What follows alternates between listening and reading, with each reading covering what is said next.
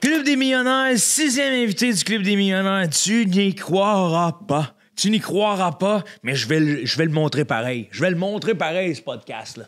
C'est, pour ceux qui n'ont pas reconnu, référence à Jean Leloup sur l'album Exit, quand il chantait Wish You Were Here. Tu y croiras pas. Tu y croiras pas, mais je vais la jouer pareil. Je vais la jouer pareil. Parce que c'est une rencontre fortuite, je dirais pas inespérée, parce qu'il y a beaucoup d'espoir dans tout cet épisode-là. C'est quelqu'un qui œuvre en politique. C'est Manon Massé, tout le monde. Manon Massé, j'ai rencontré sur un projet. Je me rappelle plus avec Lémis ou je me rappelle plus avec qui récemment. Puis on a tourné un podcast ensemble.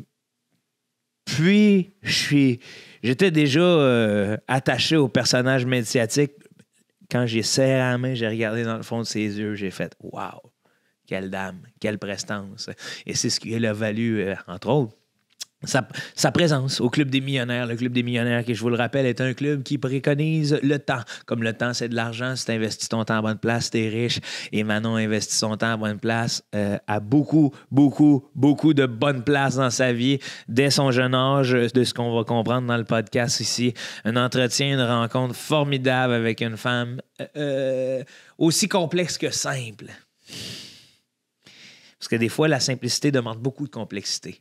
Et puis, j'ai hâte de vous montrer cet épisode-là. Puis vous allez voir, ceux qui me connaissent savent que je suis un fan fini de ChatGPT. Eh bien, encore une fois, j'ai atteint des limites de ChatGPT. Et puis, ça m'a bien fait rire. Vous allez découvrir pourquoi dans cet épisode avec Manon Massé. Manon, je te dis un merci sincère de te prêter au jeu, d'être assis ici avec un jeune humoriste à faire un podcast chez lui dans sa demeure. Je sais pas combien de politiciens feraient ça. C'est la preuve. Mais que t'es une bonne personne. Espoir, Manon. Espoir à tout le monde. Bon épisode. Vive le Club des millionnaires. Bisous. Prenez soin de vous.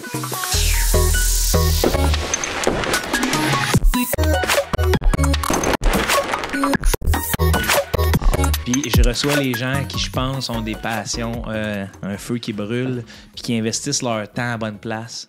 Okay. T'en fais partie, je pense. Non, ben merci, c'est vraiment touchant. Oui, Simone m'avait dit ça. J'aimais beaucoup le concept. OK. Puis je me suis dit, je suis honoré de faire partie de ta gang de c'est nous, là. Hey, un petit podcast comme le mien qui reçoit toi, là. Je suis vraiment heureux, Manon. Ben, tant mieux. Je suis vraiment heureux. Mieux. Vraiment heureux. Tu connais-tu ton public? C'est qui t'écoute, grosso modo? Tu sais-tu? On a partout à travers le Québec. Ça ressemble à mon âge, à 30 ans, j'ai l'impression. Okay. Il y a des jeunes qui écoutent, entre autres, quelqu'un qui travaille à une épicerie qui me dit que ça fait passer sa journée. Puis c'est comme dans ses premiers jobs. Puis je tripe vraiment à... Salut Jean-Philippe. Fait qu'il y a quelque chose... fait que c'est cool. Mais il y a... Souvent, je remarque qu'on a sensiblement les mêmes idéaux, ces trucs-là. Là. C'est un beau bassin. Tu devrais t'en partir un podcast. Peut-être, mais j'ai du temps. Là. C'est le temps qui manque. En fait, je comprends même pas comment le premier ministre fait pour avoir un podcast. C'est exigeant. C'est exigeant. C'est exigeant. Mais peut-être qu'il est plus placé que... Ouais, où il y a ben du monde. Quand t'as rien qu'à t'asseoir puis lire la feuille, c'est un autre part de manche. Mais moi, je suis un peu comme ça. Je suis bien équipé. Je m'assois puis j'ouvre ma feuille. Ça fait partie de... Ouais, c'est ça. Ça fait partie de... J'ai senti que ton équipe... j'ai rencontré Simone, j'ai rencontré Émilie. Puis je sens que ton équipe est là pour toi. Ah ouais. Puis pour pas te dénaturer. Ouais. Est-ce que je me trompe? En fait, il aime... Comment dire? Il aime quand je suis pleinement Manon Massé. Ouais. Fait effectivement, il n'y a pas de recherche de me mettre ailleurs que dans mes bottines à moi. T'sais. Ça a été dur être Manon Massé, dans le sens de, tu sais, moi, je fais prendre la parole en public souvent, puis avant d'être Joe Cormier sur scène, j'ai eu de la difficulté à tout accepter. Tu sais, quand tu es en politique, tu te fais rabrouer un peu. Est-ce que quand est-ce que tu t'es senti à ton plein Manon Massé, le Manon Massé rampage mode? Ben écoute, faut que tu te rappelles premièrement que moi, avant d'être élu, je me suis essayé 5 fois. Hein? OK, ouais. Oui, à partir de 2007, non? 2006. J'ai fait 2006, 2007, 2008. Ouais. 2012 et j'ai été élu en 2014. Fait La même année que tu as gagné le prix de la Fondation David Suzuki, non? C'est pas non, tout? J'ai pas gagné ça. T'as pas gagné ça, toi? Ou je m'en souviens plus. Non, je l'ai pas gagné. Non, t'as pas gagné? Non, je pense pas. J'ai un doute, non. Sur Internet, c'est ce que j'ai recherché. C'est fou. Ouais. On va aller rectifier ça. Dans tes distinctions, là, si tu veux que je vérifie, là. Non, ben écoutez, écoute. C'est honnêtement, non, j'ai pas gagné ça. Mais 2014, c'est vrai que j'ai travaillé fort pour l'avoir, ce job-là. Fait que un coup que je l'ai eu, ben, tu sais, le premier, dans ce processus-là, la première affaire, elle est très physique et elle est très visible, que j'ai eu à assumer pleinement, c'est ma moustache. Ouais. Faire de la politique, puis avoir des fils qui dépassent, là, des poils qui dépassent. C'est un peu superflu, non? Écoute, non, parce Comment que... tu le vivais, toi, ouais? C'est toute mon identité, c'est moi. C'est moi, c'est pas... comment dire? C'est vrai que ça peut, tu sais, je veux dire, comme les cheveux, ça se coupe, ça se teint, bon, c'est vrai. Ouais. Sauf que pour une femme qui vit dans l'espace public, honnêtement, la pilosité en 2006, 7, 8, 9, 10, jusqu'à aujourd'hui, c'est pas bienvenu. Ouais. C'est pas bienvenu. Pendant encore longtemps, je pense que c'est encore le cas, quand tu tapes Manon Massé, ce qui apparaît, c'est Manon Massé moustache. C'est ça qui apparaît en premier. Fait que c'est superflu à mes yeux, à moi. Mais c'est lourd de sens. C'est lourd à porter. Puis je sais que ça a plein de sens pour plein de monde. Ouais, c'est ça, mais moi, dans le terme superflu, j'entendais parce que t'as des idées, tu sais, t'as plus que de moustache, là. Ah, oui. C'est lourd à porter. C'est drôle de dire que c'est lourd à porter pour une si petite moustache, là. Oui, t'en plais, ça. Imagine pas si j'avais une barbe. Oui, c'est ça, oui. Mais c'est pour ça, comme on t'a associé à ça, mais c'est comme, tu sais, pour moi, c'est... Mais je suis content que tu me dises que c'est pas superflu parce que ça t'a permis de mener un combat, tu sais. Exactement. C'était un... Tu sais, ça faisait plusieurs années que je travaillais dans le mouvement des femmes, dans les centres de femmes, puis l'essence de mon intervention, de mon accompagnement, c'est de dire tu es belle comme tu es. Ouais. Laisse personne te dire que t'es pas belle, que ce que tu fais, c'est pas bon pour toi. Tu le sais, toi, ce qui est bon pour toi. Et passer tant d'années à faire ça, et après ça, la première occasion, on m'a dit « Ah oui, mais tu sais, dans le fond, ça passe pas bien dans les médias. » Parce que c'était ça, hein, dans les faits. Tu sais, la première fois que je me suis présenté, tu me créeras pas, Joe, mon équipe recevait des courriels ou peu importe, des commentaires sur Facebook. Tu sais, du genre, coudon, pauvre Madame Massé, vous êtes mal accompagnée. Moi, j'ai ma firme de marketing. Moi, je sais comment faire ça. J'en revenais pas. J'en revenais pas de voir comment les gens prenaient pour acquis que c'était pas ma décision, premièrement. Puis deuxièmement, comment c'était en dehors des baskets. Fait que ouais, non. Fait que les autres, les gens pensaient que c'était ton équipe, t'avais dit Manon, moustache. Toi, t'es à gauche, là. Fait qu'à gauche, t'es pas supposé d'être quelqu'un d'ordinaire. Fait que garde ta moustache. Hey, non, j'ai reçu beaucoup de conseils. Mon équipe m'a pleinement assumé. J'étais la première candidate de Québec solidaire, hein? Fait que, puis jamais j'ai senti que c'était un problème pour les gens autour de moi ou Françoise, David ou Amir Kadir. Jamais. Mais c'est vraiment les gens sur le net. Les gens, ils peuvent être durs en tabarnak sur le net. Ah, puis ben, c'est qu'ils pensent aussi qu'ils ont... mais ils voient l'opportunité d'affaires. Fait que c'est comme s'ils se disaient, si on va parler à Manon, nous autres, on va peut-être travailler avec, tu sais. Ouais. Puis là, c'est comme un compliment, là, au final. Là. Tu t'attends à quoi, là? Je sais pas que j'ai une moustache. Ouais, c'est ça. Puis je suis allé vérifier pour le prix, Manon, là. Puis je vais le dire à ton équipe, là, parce qu'il faut que ça se corrige, là. Ouais. C'est ce que ChatGPT dit de toi.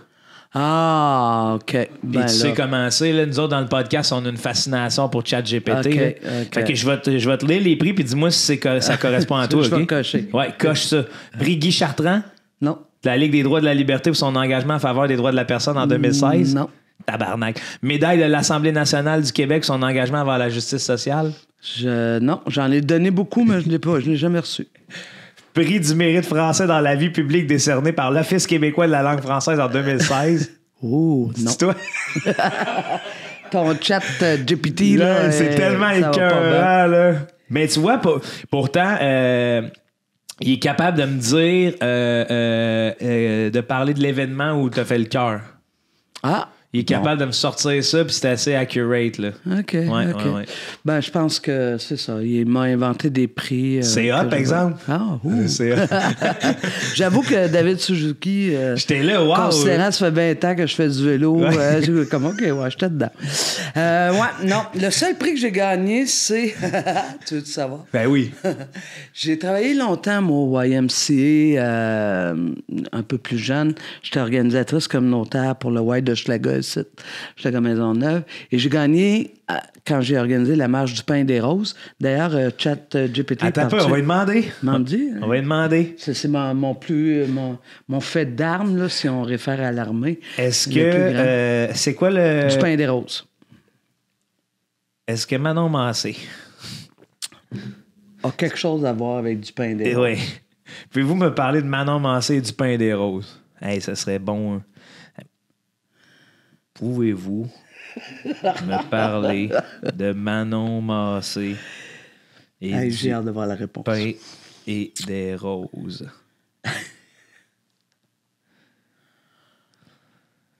Bon, ça me dit tout de suite. Hey, c'est tellement bon. Dis-moi ça. Il m'invente de la marge, j'ai l'impression. Là. Pas ça, là. Est une militante de longue date. Elle a souvent utilisé l'expression pain et rose pour signifier l'importance de lutter à la fois pour les conditions des travails justes et pour une qualité de vie décente pour tous et toutes. Ça coche. Ça coche, hein? Ouais. Mais toi, t'as souvent dit ça, cette expression-là? Non, mais ça, c'est. Moi, le pogo, oui, là, mais pas celle-là. Non, mais la marche du pain des roses au Québec, là, contre la pauvreté. Oui, c'est ça, mais lui, il sait pas ça. Il sait pas ça. Non. Bon, ben, écoute, j'étais une des organisatrices. Ah ouais, hein? Parce que toi, là, t'as commencé, on s'en était parlé la fois où on s'est rencontrés. Ouais. Windsor, c'est là le début. Oui, je suis né là, dans un village de papetière. Oui, oui. Ça sent pas, par exemple. Ça sent plus. Ça sent plus, ouais, contrairement ils ont modernisé. Ils ont modernisé l'usine. J'étais parti, malheureusement. Bon. Puis après ça, mes parents ont migré sur la rive sud de Montréal pour de l'emploi. Mm-hmm. D'ailleurs, j'en parlais avec mon père en fin de semaine pour améliorer ses conditions de vie. Comme tout immigrant. Hein? Oui, au final. Fait que, ouais, c'est ça. Fait que sur la rive sud, puis après ça, quand j'ai eu à Boucherville, quand j'ai eu 18 ans, là, je suis venu vivre à Montréal. C'est là que ta carrière de militantisme a commencé ou était déjà entamée d'avant? J'avais déjà de l'engagement. J'étais déjà engagé, mais je te dirais qu'à partir de 18 ans, en fait, à partir du cégep, donc 17 ans, c'est pas mal là que ça a commencé mon affaire. Ouais. Puis là, le pain des roses, c'est arrivé... C'est arrivé en 95, donc j'avais déjà une trentaine d'années. J'étais déjà avancé en âge. Puis dit-elle. Oh, wow, c'est magnifique. Puis explique-moi, c'est quoi du pain des roses? Oui, absolument. Une page d'histoire importante au Québec. La Fédération des femmes du Québec a, en 1994, fait le constat suivant, c'est-à-dire que au Québec, on ne parlait plus de pauvreté. Les programmes sociaux commençaient à s'effriter, imagine, aujourd'hui. Ouais. Et la pauvreté avait principalement un sexe et il était féminin. Ouais. Alors, conditions de travail, il n'y avait pas d'égalité, il n'y avait pas d'équité salariale à l'époque, tout ça. Bref, la fédération, présidée par Françoise David à l'époque, décide de lancer le projet d'une marche de 250 km des femmes. Puis on a marché sur 3 contingents différents. Un qui partait de Montréal sur la rive nord jusqu'à Québec, un de Longueuil sur la rive sud jusqu'à Québec, et l'autre de Rivière-du-Loup sur la rive sud, du fleuve jusqu'à Québec.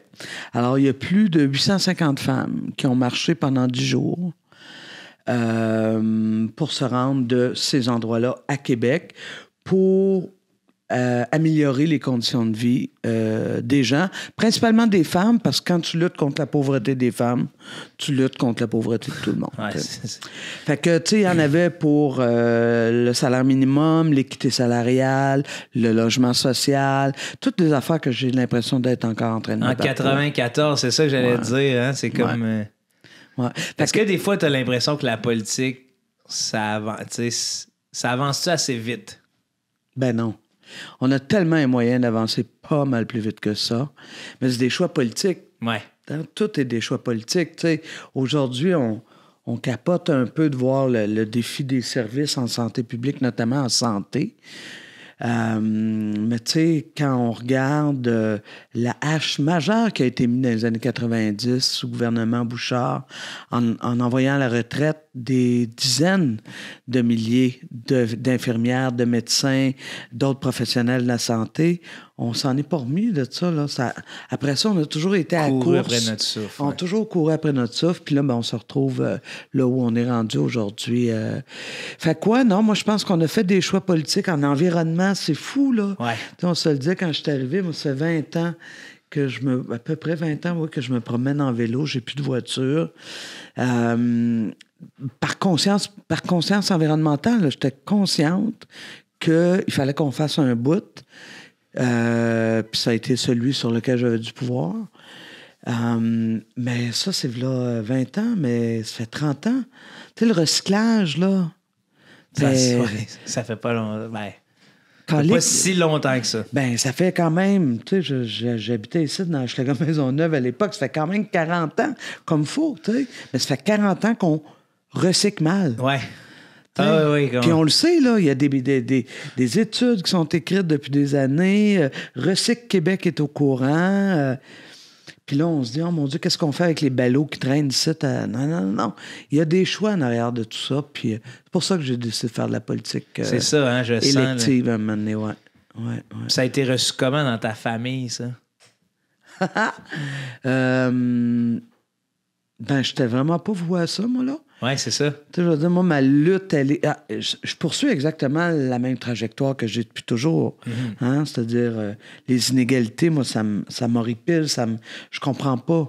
Humainement, on est tous et toutes nés. Il n'y a personne qui a choisi où qui naît, quand qui naît, dans quelles conditions il naît, dans quel état il naît. Il n'y a personne qui choisit ça. Alors, comment se fait-il qu'on en laisse autant humainement derrière? Moi, je comprends pas ça.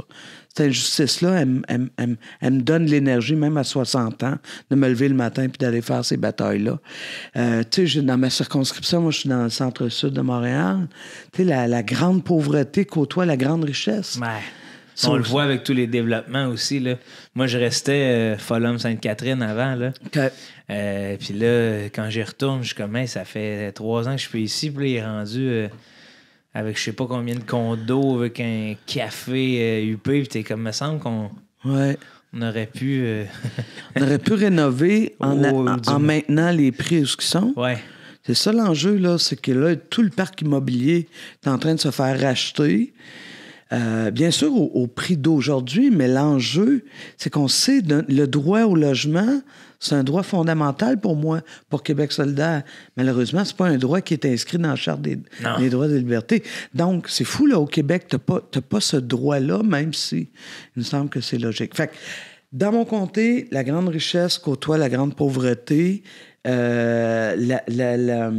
y a de la diversité dans le plus beau sens du terme, c'est-à-dire, tu sais, j'ai le village, j'ai des gens issus de l'immigration, j'ai beaucoup de personnes qui vivent bien en deçà du seuil de pauvreté. Je parle pas nécessairement des gens qui résident dans la rue, mais je parle aussi des HLM, les gens qui sont en coop.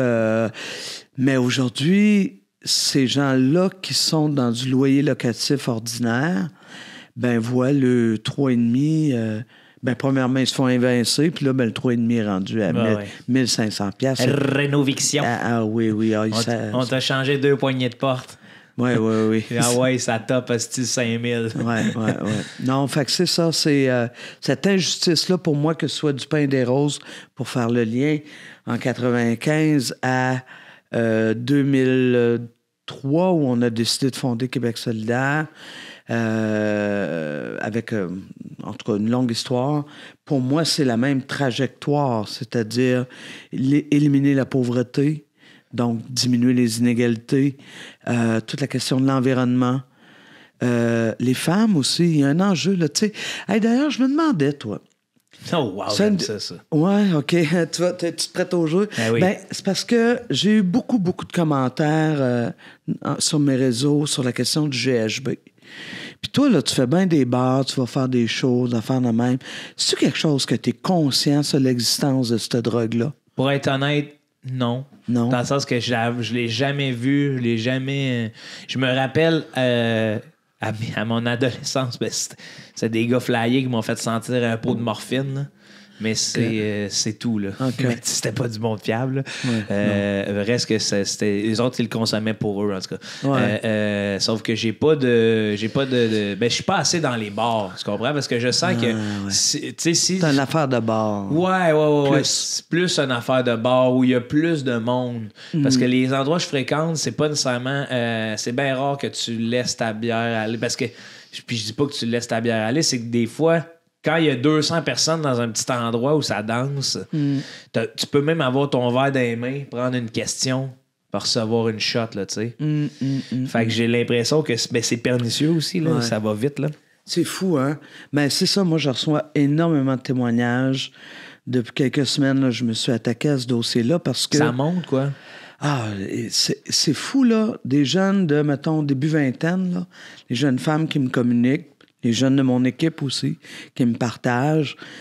Tu sais, quand à peu près toutes ces jeunes femmes-là connaissent de très près, parce que des fois c'est elles-mêmes, ou de semi-près, quelqu'un qui a été victime de drogue du viol. Ouais. Ça commence à faire pas mal de monde. On n'a pas de statistiques parce que c'est pas comptabilisé. Non, c'est dur à comptabiliser aussi. C'est dur à comptabiliser. Parce qu'ils le retrouvent pas dans le sang. C'est quoi, donc? Ils le retrouvent dans le sang? C'est-à-dire que c'est une drogue qui reste peu longtemps dans le sang, peu longtemps dans le sang, par le 6, 7, 8 heures. Et... 6, 7, 8 heures, là, juste mettre en contexte, là, t'as même pas le temps de te réveiller, là, tu sais. Ben c'est ça, il y en a qui perdent carrément conscience et c'est aussi, puis c'est pour ça que moi en tout cas j'ai dit à ces jeunes femmes-là que j'allais pas les abandonner parce que je trouve ça terrible qu'en 2023 il y a des femmes qui ont peur de sortir ou que la chose qu'elles disent à leurs petites sœurs qui ont 16-17 ans, si tu vas dans un bar, prends pas de verre qui a pas de couvercle dessus. Ouais. Colin, c'est quoi, là? On est en 2000. Bon, si elle avait dit, va pas dans le bar et t'as pas 18 ans, là, ça, c'est une autre affaire, là. Mais tu sais, c'est parce qu'en plus, la notion de. On a tous déjà viré une cuite, là, puis tu sais, dans le sens qu'il y a des fois que si tu supportes 2 bières, fait que là, t'es toujours dans. Fait que ça prend 1 ou 2 journées réalisées de ah non, tu sais, mon verre, OK, quand tu retraces la soirée, c'est ah ouais, d'après moi, j'ai été empoisonné, là. Ouais. Ben effectivement. Actuellement, ce que je me rends compte, c'est que, puis c'est ça qu'on veut s'attaquer avec, en tout cas, j'ai interpellé le ministre de la Sécurité publique et tout ça, c'est que dans les faits, là, ce qu'on est en train de faire, c'est comme on faisait à mon époque.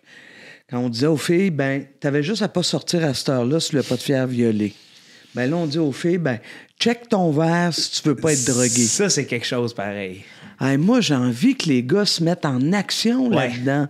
Mais c'est que, tu sais, moi, mettons, en étant... je me positionne comme quelqu'un qui est bienveillant. Si je vois quelqu'un dans un bar l'échapper de cette manière-là, parce que ça peut se reconnaître aussi, j'ai l'impression, là, c'est que on dirait que ça flippe là, du... Généralement, là, les filles le savent très bien. Elles savent très bien quand elles ont dépassé. Elles ont trop bu. Ouais. Hein? Ouais. Et quand elles ont pas trop bu et qu'elles, finalement... sentent des effets comme ceux-là. Sentent des effets comme ceux-là où elles sont complètement out, tu sais. Ouais. Fait que oui, moi, je pense que la bienveillance... merci. T'en gagnes qu'on va s'en sortir. Ouais, mais j'ai l'impression, parce que quand tu vois ça, puis après ça, c'est que c'est aussi, faut y aller avec des pincettes, parce que en étant un homme, je réalise le danger que j'impose alentour de moi. Là. C'est-à-dire que si je vais voir cette personne-là, ça se peut qu'elle ne se sente plus en sécurité, parce que pourquoi un inconnu vient me voir alors que je suis dans un état... Absolument.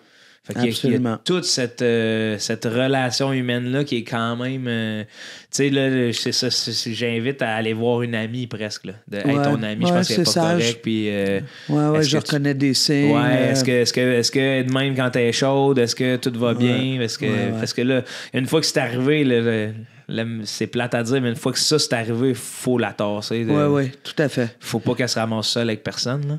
C'est fondamental. Faut la tasser. Puis t'as raison, t'as un bon réflexe, merci. Ben, tu me donnes des idées pour me nourrir parce que moi, ça, c'est moi, là, mais je sais pas si oui. Non, mais ton réflexe de dire, regarde, moi, comme gars, c'est pas bon que moi, j'aille la voir. Ouais, ça peut faire peur, ça peut être intimidant. Avec raison. Puis moi, si j'étais dans l'entourage, je dirais, on va s'en occuper. Ouais. T'in? Oui, ben oui.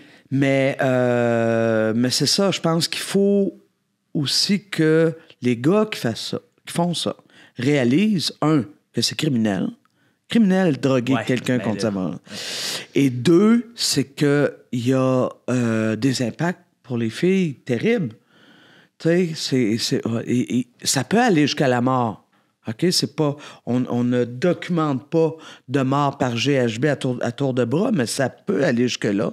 Mais c'est après ça, tout l'impact, le post-traumatisme. Ben oui. T'as-tu envie de retourner dans un bar, toi? T'as-tu envie d'aller voir ta gang de chums? Puis pourquoi c'est fait? C'est quoi le but? Ouais. Tu sais? Quel est le but? Parce que... Hey, au pire, off-en peut-être... parce qu'il apprends à y parler, se triper ensemble, puis peut-être que les deux, vous allez en faire ensemble. Là, je sais pas pourquoi, c'est quoi le deal de droguer quelqu'un. À son insu. Oui, parce qu'après, j'imagine, j'ose imaginer des scénarios assez lugubres. Là, quand le blackout arrive, là, effectivement. Puis tu souhaites quasiment. Puis c'est drôle, ça arrive souvent. J'ai l'impression que ça arrive souvent à quelqu'un qui a de l'air un peu seul, tu sais. Qui est moins soutenu. Les filles me disaient que c'est... Non. Ça. D'ailleurs, c'est souvent les filles autour, leur gang, qui vont faire comme, voyons, là... T'es bien weird. T'es bien weird, là, tu sais. C'est comme... on vient de commencer la soirée, t'es bien weird, puis là, différents symptômes. Moi, c'est ça. Moi, je pense qu'il faut qu'on s'éduque là-dessus. Ouais. C'est vrai qu'il y en a qui le prennent pour... comme loisir. Loisir, mais en tout cas, c'est pas la majorité. Je pense... C'est associé à un autre... Ça s'appelle pas la drogue du viol pour rien. C'est comme... voilà. Fait que même si c'est pour le loisir, il faut peut-être être perspicace par rapport à ça, mais moi, j'en suis... le loisir... le loisir, c'est quand tu le prends pour toi. Voilà. C'est pas quand tu le donnes aux autres, tu te trompes de verre, là, tu sais. Puis dans un verre, en tout cas, c'est tellement sale, là, tu sais, c'est... T'en mettrais dans mon eau, puis je m'en rendrais pas compte. Je pense pas, mais elle est juste blanche parce que c'est les tuyaux de la ville. Incolore. Non, elle est parfaite. Elle est revenue. Elle est revenue. Puis là, ça c'était-tu volontaire de tasser l'idée de la fierté de ta famille ou c'est juste t'as oublié? C'est parce que je suis parti dans ma lutte, tu sais, puis ma lutte est encore vivante. J'adore ça. La passion, Manon. La passion. C'est ça. Moi, ma famille, ils m'ont jamais... moi, je me suis jamais vu comme politicienne. Et ma famille m'ont toujours vu comme défenseur des droits humains, là. Mm-hmm. Tu sais, fait pour eux autres, je pense que ce qu'ils saisissaient pas... Tu sais, les politiciens, il y a une forme d'amour-haine qu'on entretient. Ben oui. Hein? On est en même temps contente quand on peut les croiser, leur parler, etc. Puis en même temps, c'est un des métiers les moins appréciés, les moins appréciés. Ouais, c'est le bon terme. Apprécié, c'est le mot. Saccagé aussi, on les saccage un peu, nos politiciens, là. Je veux dire, il y en a une tonne qui ont la couenne dure, là, puis autant, mes idéaux politiques, j'ai mis en dehors de ça parce que je trouve que, en fait, c'est la preuve qu'on vit dans un beau pays, là, tu sais, quand tu peux avoir sur ton char « fuck Trudeau », là, c'est quand même la liberté d'expression, là. Un beau collant « fuck Trudeau », là, c'est comme, Chris, ça reste quelqu'un, là. Tu sais, il y a quelqu'un en arrière du gars, même si on n'aime pas ce qu'il fait ou whatever. Oui, tout à fait. Avoir un collant sur ton...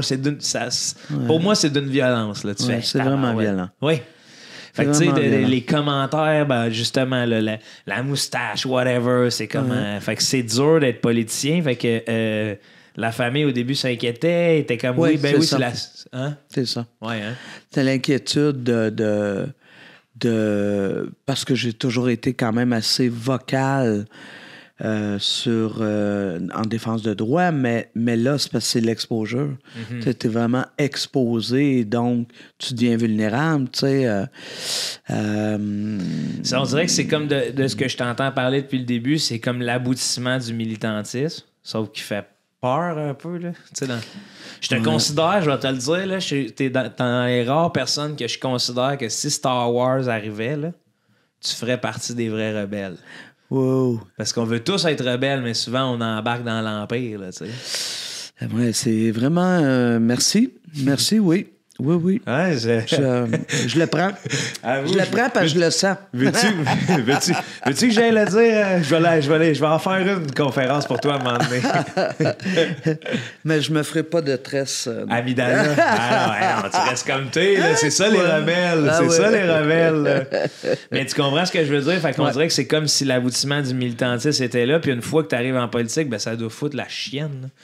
Parce que tu as des responsabilités que tu n'avais pas, là. Exactement. Puis quand tu es élu député, de tout le monde dans ta circonscription. Ouais. C'est pas vrai qu'on va trier au volet. Ah, toi, tu penses comme moi, je vais faire ma job de député. Ah, toi, tu penses pas comme moi, je vais pas la faire. Ouais. Là, puis la vie a été tellement sympathique avec moi que le premier cas citoyen que j'ai eu à m'occuper, parce que c'est ça la job d'un député, entre autres, hein, c'est de faire le pont dans les différents services de l'État, de faire le pont entre les citoyens qui sentent qui n'ont pas de réponse à leurs questions, qui se sentent lésés, ou quoi que ce soit, et les services de l'État. Et dans ce cas-là, c'était une situation à l'État civil. Et c'est une personne extrêmement riche qui a demandé mes services de député pour que je puisse l'aider à avoir justice dans son cas. Et ils avaient raison. C'est-à-dire, l'État civil n'avait pas rendu le service tel qu'il aurait dû le rendre. Fait que tu vois comment la vie est faite. Ouais. Hein? Fait que oui, je suis rebelle, mais en même temps, j'ai des responsabilités. Non, c'est ça. Puis, c'est pour ça que je dis que c'est comme, tu sais, quand t'es dans la position militante ou t'es comme dans ta position de revendication, mais là, tu te retrouves avec le pouvoir, finalement. T'sais. C'est quoi ta relation avec le pouvoir? C'est quoi tes pensées à propos du pouvoir? Ben moi, je pense que si le monde est fucké, c'est à cause du pouvoir, là, profondément. Hein?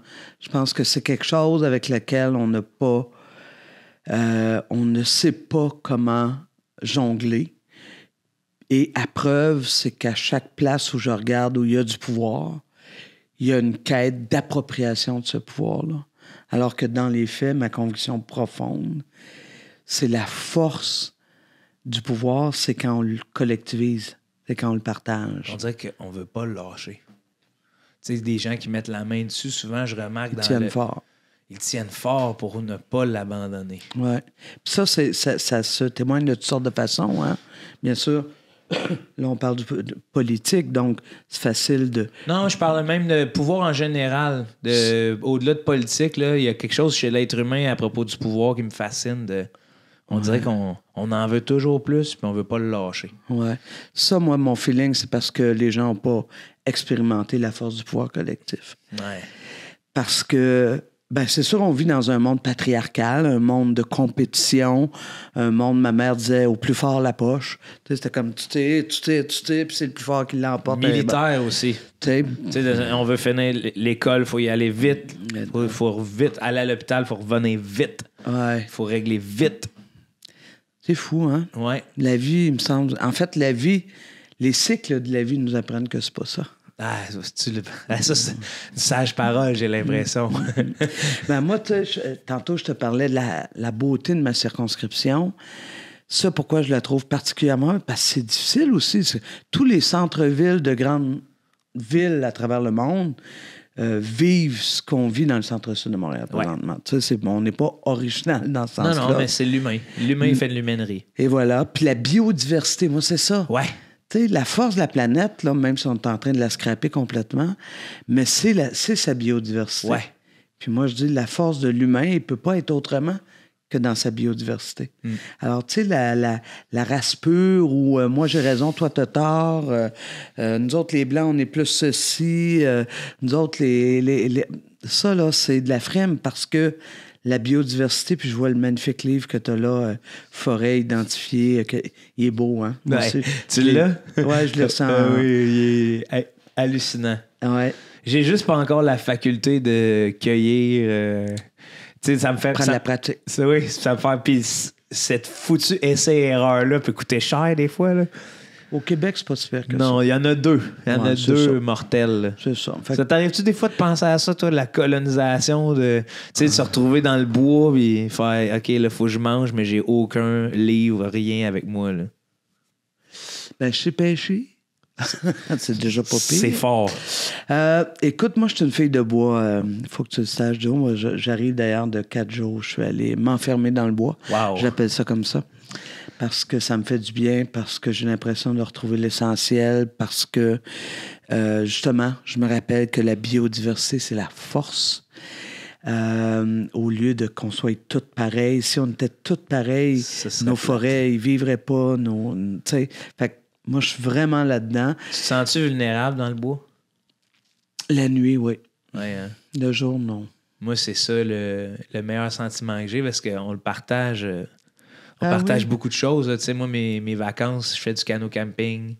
Donc, des 9 jours sur des rivières et tout. Ouais. Puis à chaque fois, je me retrouve face au sentiment de grandiose. Comme c'est tellement plus grand, plus fort que moi, que je me dis, Colin, tu sais, on est petit. Une bonne dose d'humilité. Hein? On est petit, puis on agit comme si si tout nous appartient, alors que si la Terre se fâche, là, entre guillemets, elle se fâchera pas parce qu'elle n'a pas d'émotion. Là. Ouais. C'est nous qui lui donnons des émotions. Mais si elle se dérègle, si on dérègle si on dérègle tout, là, c'est... Ben, on l'a vu là, une couple de jours. Là. Ouais. Ça prend pas grand-chose. Pas grand-chose. Ça prend pas grand-chose. Une averse gelée, puis envoyer nos systèmes tombent à terre. Là. Exact. Puis on se rend compte qu'on est dépendant de plus en plus de nos systèmes, évidemment. Là, parce que j'ai vu plein de gens comme vivre un calvaire sans électricité. Je fais, attends, ça fait 110 ans, 200 ans. Il n'y avait pas de ça. Il n'y avait pas ça. Hein? Il n'y avait même pas de ça. Là. Ouais. Fait qu'on c'est comme... mais on s'habitue vite, hein, je pense. Ben oui, parce que, tu sais, puis c'est louable, là, tu sais, on veut moins souffrir, moins forcer, moins...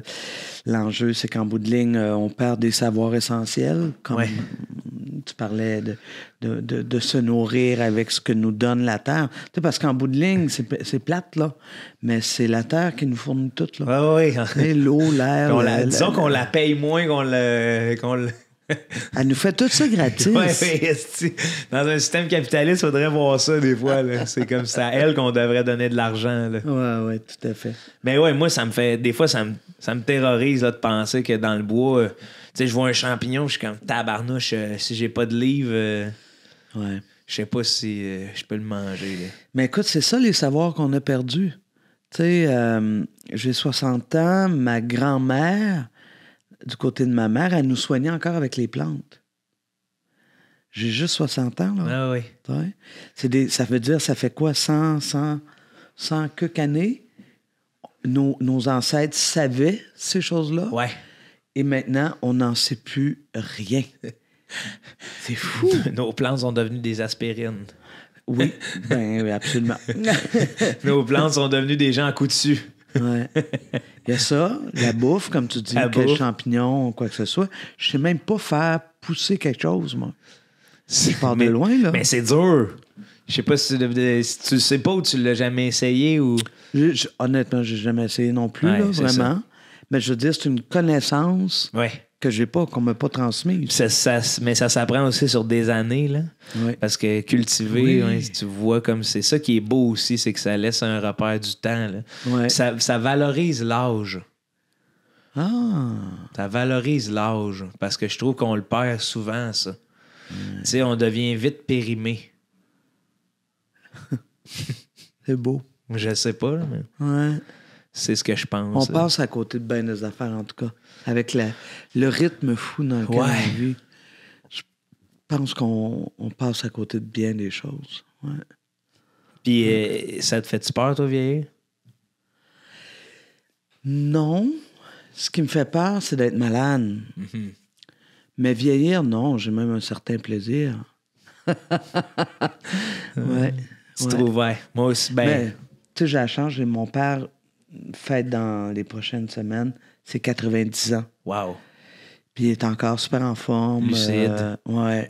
Fait je pense que c'est ça. Je suis inspiré par ça. Ouais. Ben, ma grand-mère, moi, c'est la même chose. 92 ans, là. Ouais. Puis elle est en forme. Fait ses affaires. Ouais. Quand je vais avoir, elle me fait les ongles. C'est cute. Je la laisse faire, c'est ça. C'est notre petite activité. Ouais.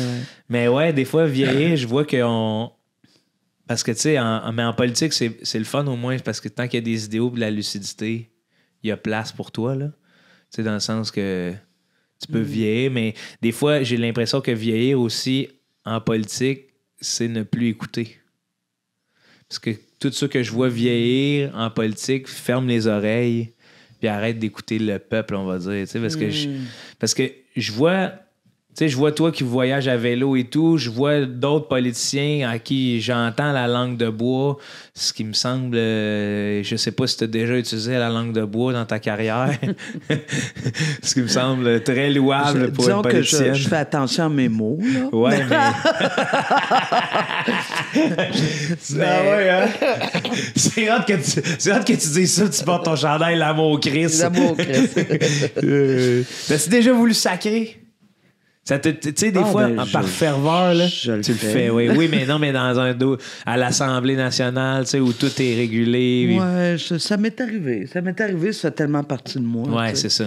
Mais c'est clair, c'est souvent l'injustice. Moi, c'est l'injustice. Je gueule pas après le monde pour gueuler après le monde. Non. Là. C'est vraiment quand je fais quelque chose qui est profondément injuste, là, c'est fort possible qu'il va y avoir un sac qui va sortir. Puis il y a aussi des fois, tu sais, toi, t'es derrière, là. Nous autres, on voit le politicien. Toi, t'es derrière, là. Mm-hmm. Puis des fois, quand on ressent la dichotomie entre le discours puis ce qu'il pense réellement, moi, ça peut venir. Je pourrais hurler, là. Je pourrais hurler de mon Christ, tu vas dire la vérité, là. Toi, t'as-tu envie des fois de faire ça? Ou... C'est sûr que, tu sais, je regarde, mettons, la période de questions. Là. Ouais. T'sais? Où là, toi, tu arrives comme député de l'opposition, tu as monté ton dossier, tu portes des vraies personnes, là. Tu sais, ta parole, là, elle porte des vraies personnes, t'sais. Puis là, tu poses tes questions, puis là, les ministres rient. Tu sais, à un moment donné, là, François Legault a quand même traité ma collègue Christine Labrie de Mère Teresa. Moi, ça me met bleu marin parce que... C'est infantilisant, en fait. C'est le monde, là. Elle est en train de défendre des gens. Ouais. Elle est en train de porter la cause, la voix de personnes qui méritaient d'autres façons que celle-là de se faire traiter. Ouais. Fait que, oui, dans ce temps-là, honnêtement, peut-être même que je m'échappe des fois. Oui, mais c'est non. Mais est-ce que tu trouves des fois qu'on en demande trop à nos politiciens? Par rapport à la droiture, par rapport à l'image qu'on doit avoir? Moi, ce que j'ai, c'est... tu sais, pour moi, comment dire?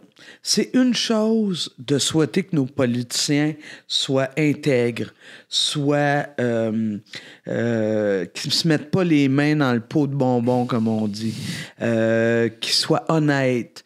Ça, là, pour moi, on peut exiger 100% de ça. Pour moi, c'est comme de permettre que les politiciens puissent faire des erreurs.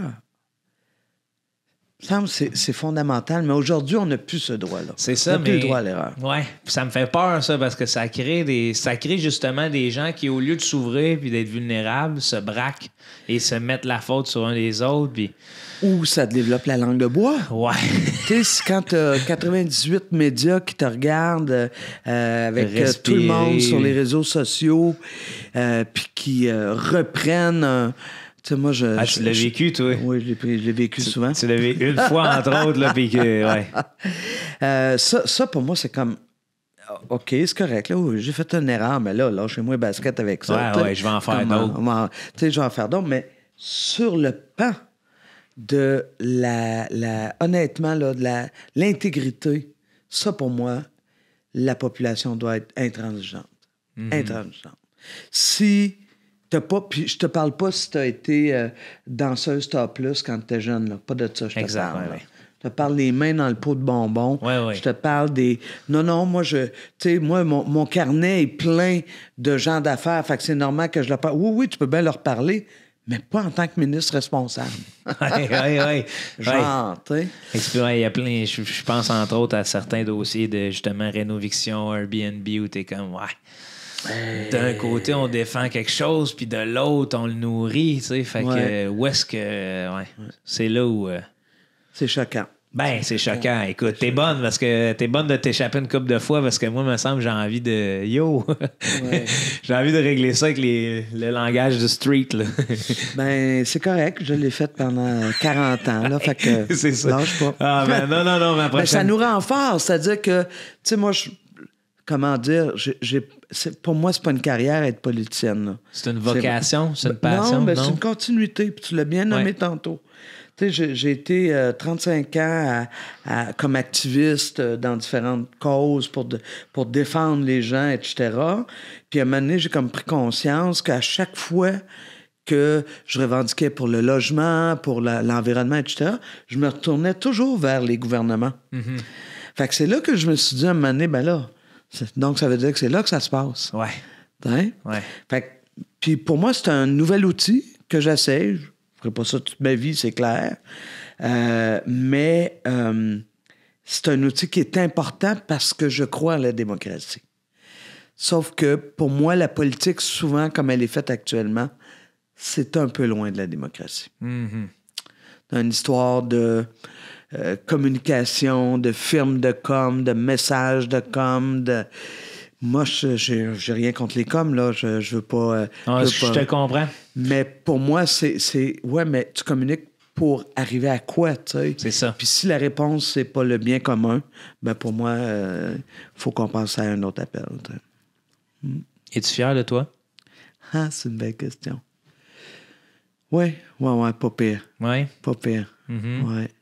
Ouais, je suis fier de comme fille de la classe populaire qui n'a pas été toujours très longtemps à l'école, tu sais, mettons, j'ai même pas de bac.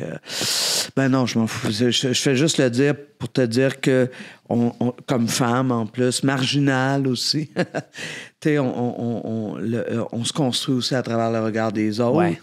Puis d'être capable, tu sais, je suis quand même, jusqu'à date, dans l'histoire, la première femme lesbienne qui a aspiré à être première ministre du Québec, tu sais. Fait qu'il y a toutes sortes de petites affaires. C'est malade. C'est fou, hein? Ouais, c'est complètement fou. Ouais. Moi, l'activisme, non, c'est complètement fou. Fait que oui, je suis fier. Je suis fier. L'élection de 10 députés en 2018, je suis fier. Mais je suis triste en même temps parce que, tu sais, ça fait 9 ans là, que je suis là, puis ça a-tu vraiment changé? Tu sais, oui, il y a des petits bouts, des petits gains, mais moi, je suis pour la révolution, je suis pour le changement profond. Tu sais, pas juste un petit gain ici et là. Fait que, oui, je suis fier, puis j'ai aussi des fois des déceptions. Ouais, je comprends. Mais sache qu'en tout cas, moi, de la façon dont je te vois, puis avec les proches avec qui j'en parle, c'est comme la première fois qu'il y a espoir. Ça, c'est hot, ça. Ouais. Ça, c'est hot, ça, parce que se rendre aux urnes avec un espoir, c'est différent. T'as raison. C'est ça, c'est là, je dévoile tous mes idéaux politiques, là, mais je m'en calisse, là, tu sais, je suis pas... Moi, les firmes de com, ils seraient en crise de me suivre, là. Peut-être comme toi aussi, mais on ne sait pas. On ne sait pas. Ils vont t'écrire. T'inquiète. Ils vont m'écrire, hein? Ils vont m'écrire si j'ai dit ça. Mais ouais, fait qu'il y a... puis tu l'as effleuré tantôt, t'es pas là tout le temps. Tu seras pas là dans la... Parce que... Oui, ben tu sais, je suis rendu à 60 ans. On est conscient de tout ça. Ça fait quand même déjà... 9 ans. 9 ans. En fait, ça fait 17 ans. C'est ça, parce qu'avant de te faire élire, ça fait 9 ans. Ouais. Puis après ça, il y a eu 8 ans, pas de galère, disons, là, mais comme d'aspirer à peut-être être élu dans ton comté pour entamer un changement. Fait Oui, je travaillais à temps plein pendant ce temps-là. Tu faisais quoi déjà? Moi, je travaillais dans un centre de femmes à Laval. C'est ça, oui. Intervenante, ça, le titre? Intervenante sociale, donc accompagnement, aider les femmes à retrouver le pouvoir, le force. C'est approprié. Oui, j'aimais beaucoup. J'ai l'impression qu'il y a une poursuite de ça. Tu dis souvent que, puis je le reconnais, une de tes forces, c'est ta bienveillance. Oui, j'essaie. Tu travailles ça, puis c'est... mais moi, il y a quelque chose que j'ai l'impression que je suis un peu comme Astérix, comme Obélix, en fait.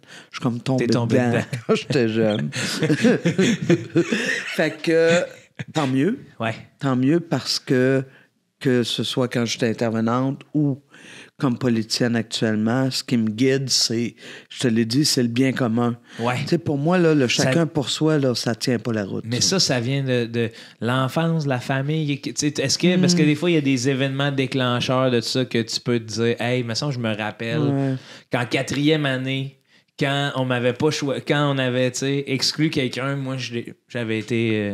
Est-ce qu'il y a quelque chose de ça en toi ou c'est vraiment. C'est une addition. C'est une addition. C'est une addition. Tu sais, je viens d'une famille et d'une époque qui était très catholique, dans laquelle il fallait prendre soin de son prochain. La charité, là, c'était bien fort.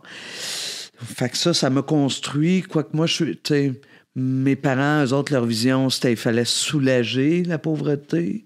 Moi, je suis plus dans une... Ça, c'est charitable. Ouais. Moi, je suis plus dans une approche qu'il faut éradiquer la pauvreté. Ouais. C'est une approche plus militante. qui est difficile, qui est utopique, sauf que si on veut se rendre à quelque part de bien, il faut toujours viser plus haut. Ben, pour moi, c'est essentiel. Je le répète, tu sais, l'article 1 de la Déclaration universelle des droits humains, de l'homme, comme ils disent. Tu sais, ça dit chaque être humain est né égaux en droit et en dignité. Ben, c'est ça. On le dit. Pour moi, là, c'est une phrase qui fait tellement de sens. Oui, tellement. Mais en même temps, quand tu me l'as dit, ça grince. T'sais. Ça grince de partout parce que c'est pas vrai. Parce qu'on ne fait pas les choix nécessaires. Hey, comment se fait qu'une poignée de main de monde sont plus riches que 60% des pays les plus pauvres? Une poignée de main de monde. Il y a quelque chose qui ne marche pas dans ce système-là. Les iPads, Manon. Et profondément. Les iPads. C'est un exemple. Ça nous en prend. Un exemple. Mais tu sais qu'il y en a qui s'en vont déjà visiter d'autres planètes pour être sûr qu'eux autres vont pouvoir continuer. Moi, cette injustice-là, je trouve ça terrible parce que dans les faits, pour moi, théoriquement, puis j'y crois, puis j'ai envie, puis c'est pour ça que je travaille, qu'on est nés égaux. Ouais. C'est pas vrai. Peu importe. Je suis pas naïf. Non, c'est ça. Mais je travaille pour que ça existe. Tu sais, prenons juste l'égalité entre les hommes et les femmes. Là. Je voudrais bien que se dire c'est derrière nous.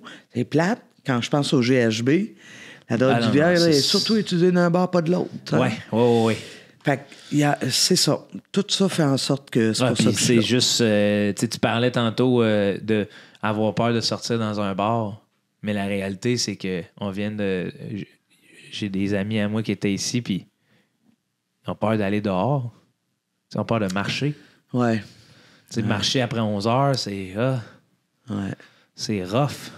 Puis, tu sais, je le vis même en tant qu'homme, parfois, quand je marche derrière quelqu'un, puis là, j'ai mes écouteurs, on est le soir, puis que là, je commence à sentir une tension. Je me dis, hey, tu sais, c'est parce que je change de trottoir.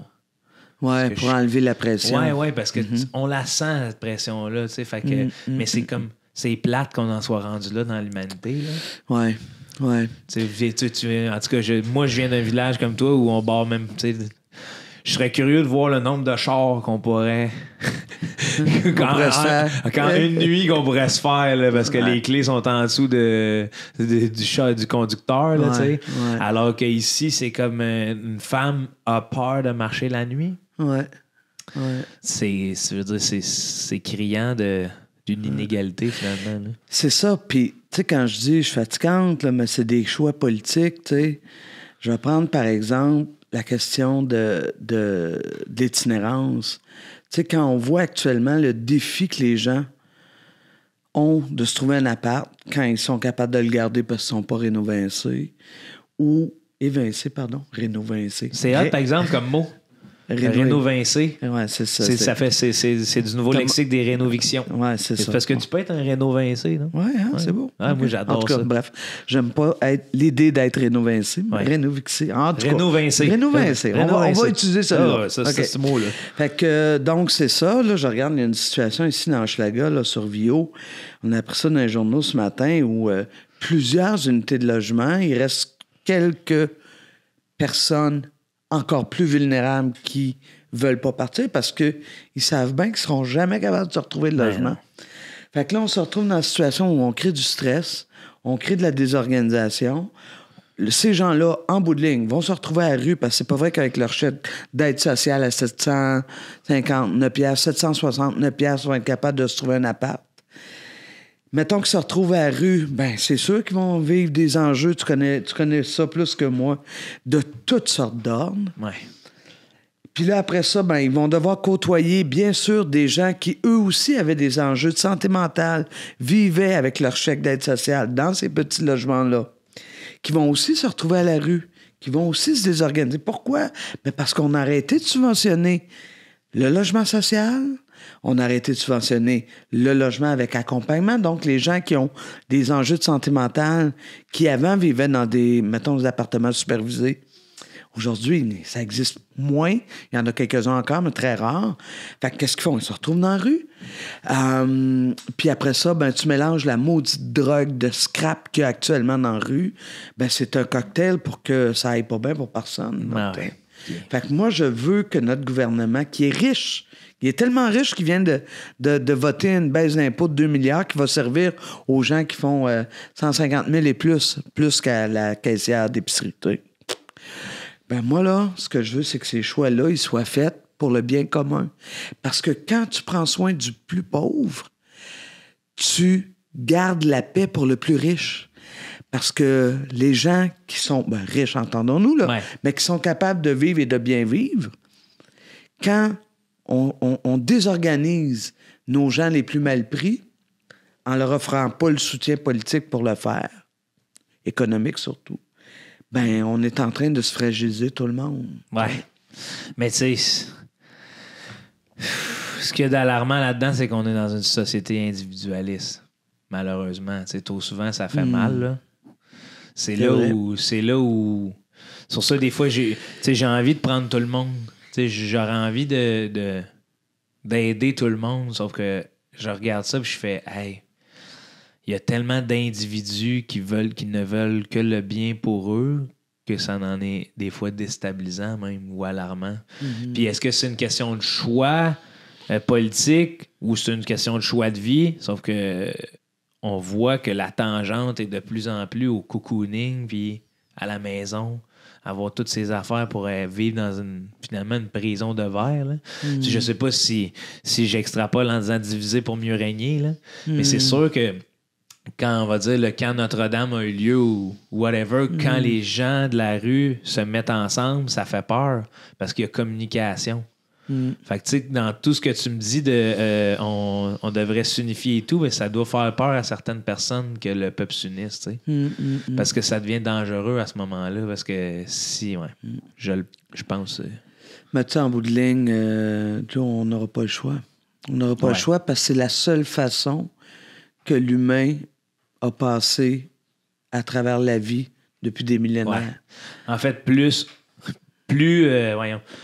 autrefois qu'aujourd'hui, là, parce qu'on s'en rend même pas compte que ce qui a été mis en place pour le bien commun de tous est pour le bien commun de tous. Oui, parce que il y a un système qui se lève tous les matins et cherche comment ils vont nous convaincre que c'est bien mieux si on est chacun tout seul dans notre petite bulle avec chacun nos petites affaires. Mais en bout de ligne, puis là, reprenons des désastres, quand il y a des inondations, qu'est-ce qui se passe? On travaille ensemble. Des verglas comme la semaine dernière, on travaille ensemble. Chaque fois qu'il y a des coups durs, on travaille ensemble. C'est pas pour rien. Ouais. Parce que ça fait des millénaires qu'on survit grâce à ça. Ouais. M'a dit une théorie hurluberlu que j'ai, là, mais j'ai hâte. Si les extraterrestres sont méchants, là, j'ai hâte qu'ils arrivent. Il faut justement qu'on ait un problème plus grand que nous. Parce qu'on est notre propre problème, des fois, là, j'ai l'impression. Là. dans notre gestion de la société. Là. Puis je me dis que si les extraterrestres, imagine, il faut partir. Là. C'est là que tout va prendre son sens dans ce que j'ai dit, là, mais on va être avec la rebelle Manon Massé. Unifié là, pour... pour en sortir le plus possible. Oui, c'est ça. Mais c'est parce que des fois, c'est comme si j'avais l'impression qu'au moment où on se parle, on n'a pas de problème assez grand pour nous unir. C'est fou. Hein, tu sais, même la COVID est devenue un grand problème, puis on s'est quand même morcelé. Ça a créé des drames familiaux à cause de nos croyances à propos d'un virus, là, tu sais. Ouais. Fait que c'est comme, qu'est-ce que ça va nous prendre? Robots, extraterrestres. Écoute, je sais pas, moi, je vais me faire vendre l'éducation. Je suis peut-être un peu vieux jeu. Non, mais c'est cœur, Tu sais, pour moi, déconstruire le discours dominant, débusquer les stratégies de ceux qui en font toujours plus au détriment de ceux de la classe moyenne. Moi, tu sais, quand ils ont inventé la classe moyenne, là, c'était entre autres pour s'assurer qu'on allait pouvoir mettre de côté clairement les pauvres. Ouais. Puis qu'on va pouvoir dire à du monde, mais toi, tu peux aspirer d'être riche. T'sais? Et que là, ça soutient un système là, extraordinaire. Là. On s'arrache. Le rêve, l'espoir. Ouais. Puis... Mais, tu sais, je regarde, il y a quand même... tu sais, ça, moi, je trouve que c'est la sensibilisation à l'éducation. Ben oui, parce que même, tu sais, on parle de ça, de la sensibilisation à l'éducation, puis là, je suis dans une passe où je suis en train de tout relire l'œuvre de Serge Bouchard, là. Puis il y a comme une notion qui fait que j'ai comme, hey, pourquoi ce qu'on m'a appris à l'école à propos des Premières Nations, c'est pas ce que je lis en ce moment? Ouais. Pourquoi que c'est l'histoire, les figures de proue qu'on m'a mis dans l'histoire, souvent, c'est des véreux. Ouais. C'est du monde qui ont réussi à passer une combine que tu fais, alors que là, dans entre autres, les Remarquables oubliés, ils ont couru l'Amérique, où tu vois des gens en canot devenir fous amoureux de la liberté des Premières Nations et s'arrimer en ne faisant qu'un avec eux, même en disant à la France, moi, je retourne plus là. Coupant, ouais. Là, je retourne plus là. Je suis bien mieux ici. Là, puis mais dans le système de scolarisation, on nous parle donc du bon vieux Jacques. Ouais. Quel succès, ce bon vieux Jacques. Avec ses autres amis. Ouais, c'est... Ben, c'est sûr, tu sais, tu disais tantôt, tu as glissé un peu diviser pour régner. C'est une stratégie millénaire aussi. Ouais. Oh, j'aime ça, une stratégie millénaire. Ben oui, c'est ça, quand tu veux... regarde les animaux. Moi, j'apprends beaucoup en regardant la forêt, les animaux. Qu'est-ce que font les animaux quand ils sont en chasse? Mettons les loups. Tu sais, ils vont isoler un animal, mettons un caribou, puis c'est lui qu'ils vont prendre. Ouais. Ils s'attaquent pas à toute la meute, là, non, à toute la gang, là, tu sais. Puis c'est pas pour rien, c'est que tout seul, on est faible. Ouais. On n'est pas fort. T'as beau avoir toutes les guns que tu veux sur toi. Tout seul, on n'est pas fort. On n'est pas fort. Fait que, ouais. J'aime ça, ce que tu dis, ça résonne. Parce que dans mon spectacle, la phrase dominante, c'est « Ensemble, on est beau, seul, on est dégueulasse ». Puis je me mets à déconstruire ça. Ouais. Fait que ça résonne. Oui. Ouais. Parce que c'est vrai qu'on a beau penser à... C'est ça, tout le projet technologique, puis même le progrès technologique, puis même, tu sais, au quotidien, à tout ce qu'on sert, tu fais, hey, s'il n'y avait pas une communauté pour y penser... Exact. Ça a pris des années de transmission de savoir pour se rendre là finalement. Ouais. Mais en délaissant les savoirs anciens, là, je reviens avec les Autochtones, ça c'est une erreur fondamentale. Là. Bon, premièrement, le colonialisme, c'est dégueulasse. Ouais. Penser qu'on est au-dessus de d'autres mondes parce qu'on est meilleur, ça n'a pas de maudit bon sens. C'est pas... L'impérialisme, le colonialisme, c'est de la merde. Puis oui, nous autres aussi, les francophones, on a agi avec les Premières Nations et il y en a qui continuent d'agir absolument avec les Premières Nations de la même façon. Ouais. Nous autres, on est les meilleurs. Eux autres sont les moins bons. Ceci étant dit, il y a des savoirs là, moi, que... Mais c'est grâce à eux qu'on a passé l'hiver, là. Plus qu'un, à part de ça. Plus qu'un. Tu sais, là, fait que... Mais il y a cette... Là, ça m'arrive souvent de penser à notre position dans la colonisation, là, tu sais, à travers on est quand même, on a une réalité de francophone. Là. Puis, tu sais, je me dis, c'est qu'on dirait que c'est la preuve que tout ça, c'est des cercles vicieux. Quand tu connais la violence, on dirait que tu vas à moins que tu brises le cercle, tu sais. Ouais. On s'est fait dominer, puis là, on tente de dominer d'autres mondes au lieu de... Tu sais, pareil avec nos migrants, là. Souvent, on essaie de les ghettoiser pour les mettre dans un coin, alors que s'il y avait partage, probablement que notre culture en serait plus forte. Oui, oui. Ben, d'ailleurs, elle s'est nourrie autant évidemment, évidemment. Il y a d'ailleurs un très bon livre que je suis en train de lire. Je vois que tu es ça, on aime ça. Ça, on aime ça, oui. De Mme Giroux qui s'appelle Maître chez nous.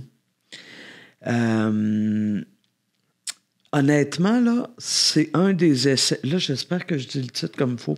Tu nous le dis, puis au pire, on va te le mettre comme il faut. J'ai une mémoire de gruyère de ce temps-là. On peut demander à ChatGPT, mais je suis pas sûr que... Mais c'est hot, par exemple, que ChatGPT t'ait donné 20 prix, là, parce que t'en mérites pas mal plus que ça. Mais oui... Et bref, Mme Giroux, en fait, elle parle de la perspective... Elle parle comme indépendantiste d'une perspective de la création d'un pays réellement main dans la main, d'égal à égal avec les premiers peuples. Ouais. Et elle nous fait l'histoire de où on a manqué ces rendez-vous-là. Puis le premier rendez-vous, en fait, ça date de la colonisation parce que c'était plus facile de diviser les Autochtones des Allochtones qui étaient sur place, donc francophones blancs, de les monter un peu les uns contre les autres. Oui. C'est plus facile de faire ça que d'affronter une alliance potentielle. Évidemment. Puisque le rapport au territoire, par exemple, est fondamental pour les Premières Nations. T'sais. Je pense que pour les premiers arrivants francophones aussi, ça a été fondamental. Du moins, ils sont vite tombés en amour avec ça, parce que ce que je disais, je salue Étienne Brûlé, là, qui est dans les... Un des remarquables oubliés. Un des remarquables oubliés, qui, lui, avait admis se battre pour un lopin de terre en France, qui n'était pas capable, c'est des prix exorbitants. Et arrivé ici, c'était... On part en canot 4 ans. Ouais.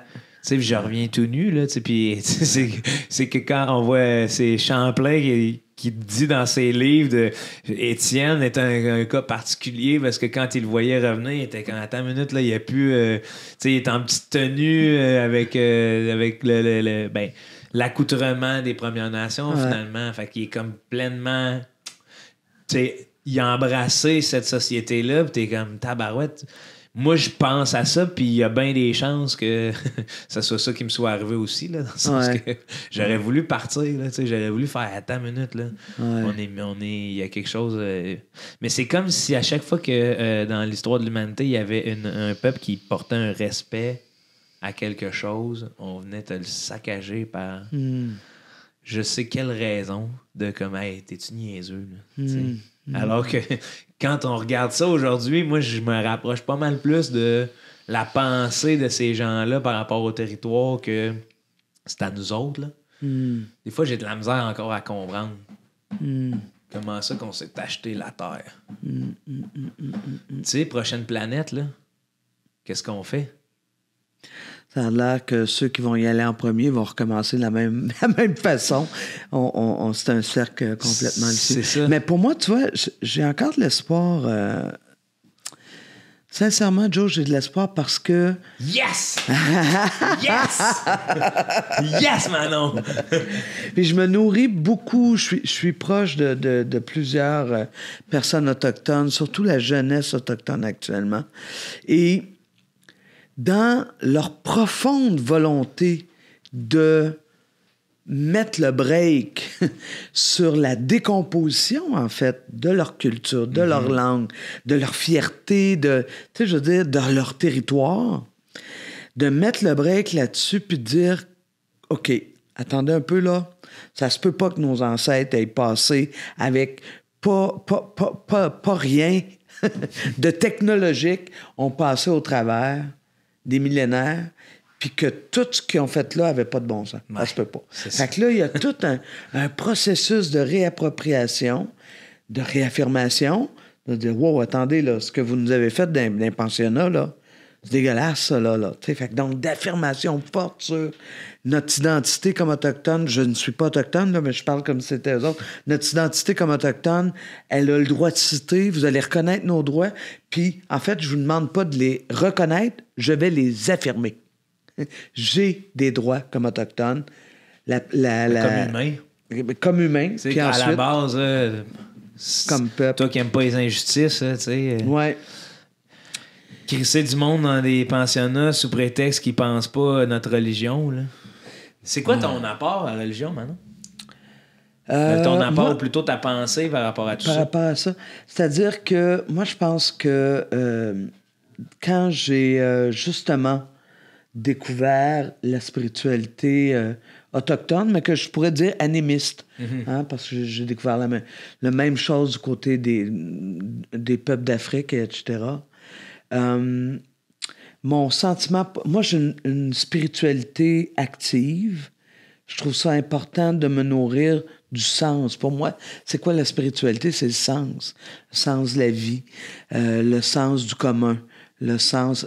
Ça, pour moi, c'est précieux et je veux en prendre soin. Puis comment je le nourris, c'est quand je vais en nature.